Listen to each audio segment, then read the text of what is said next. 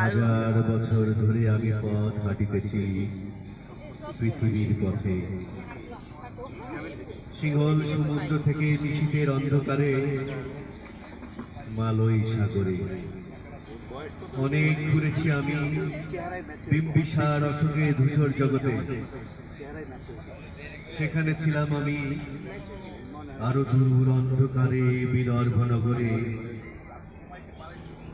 আমি ক্লান্ত প্রাণ এক, চারিদিকে জীবনের সমুদ্র সাফে আমার দুরন্ত শান্তি দিয়েছিল নাটোরের বনলতা সেন।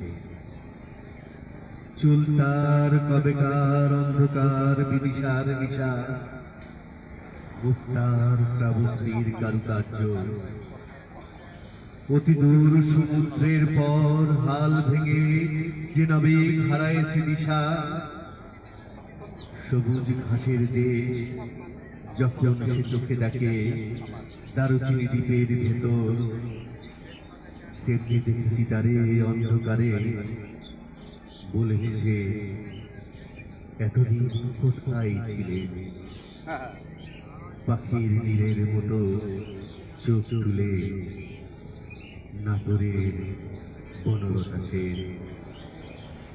সমস্ত দিনের শেষে শিশিরের শব্দের মতন সন্ধ্যা আসে, ডানার রৌদ্রের গন্ধ মুছে ফেলেছি।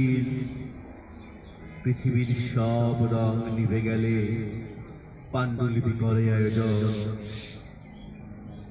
তখন গল্পের তরে জোলাকির রঙে ঝিলমিল, সব পাখি ঘরে আসে, সব নদী ফুরায় জীবনের সব লেনদেন। থাকে শুধু অন্ধকার মুখোমুখি বসিবার নাটোরে বনলতা সেন।